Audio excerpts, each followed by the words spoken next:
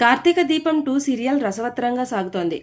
ఇక ఫ్లోర్పై ఉన్న నూనెను చూసుకోకుండా కాలు జారి పడిపోతున్న దీపని జోష్న పట్టుకోవడంతో అంతా షాక్ అవుతారు. ఎప్పుడూ ఉప్పు నిప్పులా ఉండే జోష్న దీపలు ఇలా కనిపించడంతో దశరథకు అనుమానం వస్తుంది.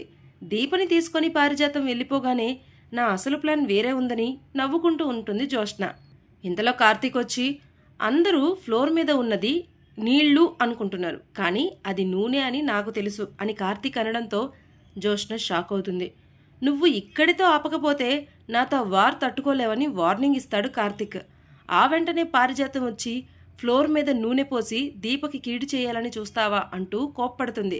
దీప జోలికొస్తే ఊరుకొనని మండిపడుతుంది. ఇక కిచెన్లో కార్తీక్ దీపలు మాట్లాడుకుంటూ ఉండగా పారిజాతం వచ్చి మీరిద్దరూ ఈరోజు చాలా బాగున్నారని చెప్పడంతో ఈరోజు మా పెళ్లి రోజని కార్తీక్ అంటాడు. దాంతో పారు ఇంట్లో వాళ్ళందరికీ ఈ విషయం చెబుతుంది. మాకు ముందే ఎందుకు చెప్పలేదని శివనారాయణ, దశరథ, సుమిత్రలు కార్తీక్ దీపులపై కోప్పడతారు. ఆ వెంటనే కార్తీక్ దంపతులు పెద్దవాళ్ళ ఆశీర్వాదాలు తీసుకుంటారు. తల్లిదండ్రుల ఆశీస్సులు తీసుకోవడంతో దీప చాలా సంతోషిస్తుంది. ఈరోజు మీ ఇద్దరికీ లీవ్ ఇస్తున్నాను, నా కారు తీసుకుని ఎంజాయ్ చేయమని శివనారాయణ చెబుతాడు. ఇంతలో జోష్న వచ్చి నన్ను గుడికి తీసుకెళ్లమని కార్తీక్తో గొడవ పడుతుంది. ఆ తర్వాత ఏం జరిగిందో తెలుసుకోవాలంటే వీడియో చివరి వరకు చూడండి. దీపా కార్తీక్ల పెళ్లి రోజును చెడగొట్టాలని ప్లాన్ చేసిన జోష్న కార్తీక్తో తనను గుడికి తీసుకెళ్లాలని పట్టుబడుతుంది. దీనికి సుమిత్ర కూడా సపోర్ట్ చేస్తుంది. గుడికి దీపని కూడా తీసుకెళ్లమని దశరథ చెప్పడంతో జోష్న షాక్ అవుతుంది. ఈరోజు వాళ్ళ పెళ్లి రోజు కదా, అర్చన చేయించుకుంటారని అంటాడు. ముగ్గురం వెళ్ళకూడదని చెప్పావు కదా అని జోష్న చెప్పగా నేను మీ వెంట వస్తానని అంటుంది పారు. అందరితో కలిసి వెళ్ళి పూజ చేయించుకుంటే నా పూజ ఫలించదని చెబుతుంది జోష్న. అయితే సుమిత్ర మాత్రం జోష్నని తీసుకెళ్లమని చెప్పడంతో కార్తీక్ ఒప్పుకుంటాడు. తన పథకం పారినందుకు జోష్న సంతోషపడిపోతుంది. దీని ఎవ్వరం తేడాగా ఉందని పారుకు అనుమానం వస్తుంది. అప్పటికే గుడి దగ్గర లోపలికి రాకుండా కార్తీక్ బయటే ఉండిపోవడంతో లోపలికి రమ్మని మారం చేస్తుంది జోష్న. నిన్ను ఎలా రప్పించాలో నాకు బాగా తెలుసని లోపలికి వెళ్తుంది. పూజారి గారితో ఈరోజు నా పెళ్లి రోజు, అభిషేకం చేయించుకోవాలని వచ్చాను, కానీ మా ఆయన నా మీద అలిగి బయటే ఉండిపోయాడని చెబుతుంది. నేను మా ఆయన్ని లోపలికి రప్పిస్తాను, మీరు భార్యాభర్తలకు చేసినట్లుగా పూజ చేయండి అంటుంది. వెంటనే కార్తీక్కి ఫోన్ చేసి కారులో పూజా సామాగ్రిని మర్చిపోయాను, తీసుకురమ్మని చెప్తుంది. నేను తీసుకురాను, నువ్వు తెచ్చుకో అంటాడు కార్తీక్. ఒకసారి గుడిలోకి వచ్చిన తర్వాత పూజ అయ్యే వరకు బయటకు రాకూడదని అంటుంది జోష్న. దాంతో మా మమ్మీకి ఫోన్ చేసి చెప్తానని బెదిరించడంతో కార్తీక్ సరేనని లోపలికి తీసుకెళ్తాడు. గుడిలోకి వెళ్ళిన తర్వాత పూజారి గారు కార్తీక్పై మండిపడతాడు. పెళ్లి రోజు నాడు పెళ్ళాన్ని దూరం పెట్టకూడదు, నీకోసం ఈమె ఎంత బాధపడుతుందో చూడు అంటాడు. దాంతో ఆవిడ మా ఆవిడ కాదు అంటాడు కార్తీక్. ఈ దెబ్బకి పూజారికి మిగిలిన వారికి కోపం వస్తుంది. కార్తీక్ని నలుగురు నానా మాటలు అంటారు. భార్య అనే వాహనానికి భర్త డ్రైవర్ అంటారు. ఆడవాళ్ల మీద నోరు చేసుకోవడం తప్పని పూజారి మండిపడతాడు. ఆవిడ నా భార్య కాదు, తాళి చూపించమని చెప్పడంతో జోష్న షాక్ అవుతుంది.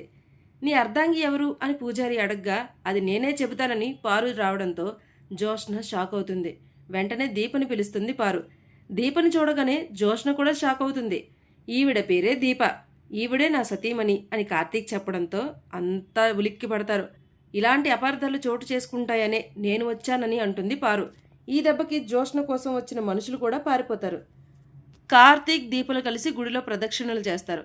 దీప నుదుటిపై కార్తీక్ బొట్టు పెట్టడం చూసిన జోష్న రగిలిపోతుంది. ఆ తర్వాత కార్తీక్ ఆశీర్వాదం తీసుకుంటుంది దీప. ఇంట్లో దీప పారిజాతం కనిపించకపోవడంతో ఎక్కడా అని అడుగుతాడు శివనారాయణ. ఈరోజు కార్తీక్ దీపల పెళ్లి రోజు కావడంతో దీపని తీసుకుని గుడికి వెళ్ళిందని శివనారాయణకి చెబుతుంది సుమిత్ర.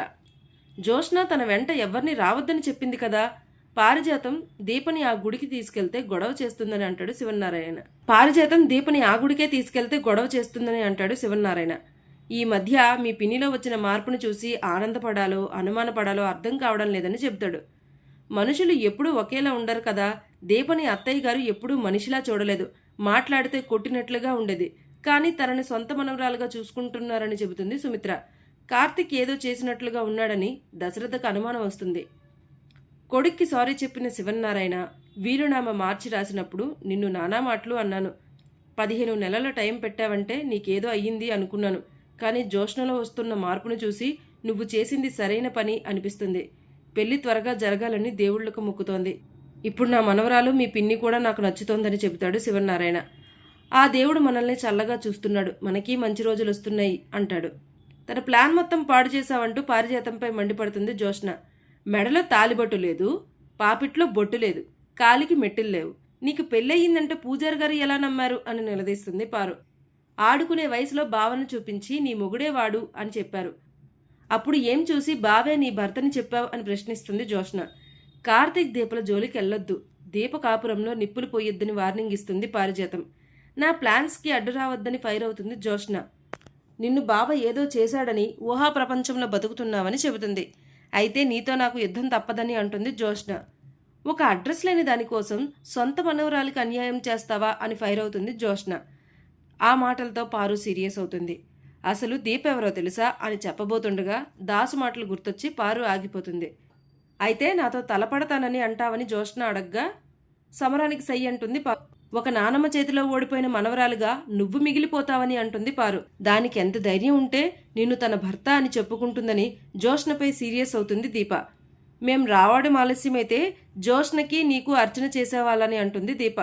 మీ అమ్మ వల్లే వచ్చానని కార్తీక్ చెప్పగా జ్యోత్స్న అమ్మకి బలహీనత అయిపోయిందని అంటుంది. ఇంతటితో ఎపిసోడ్ ముగుస్తుంది.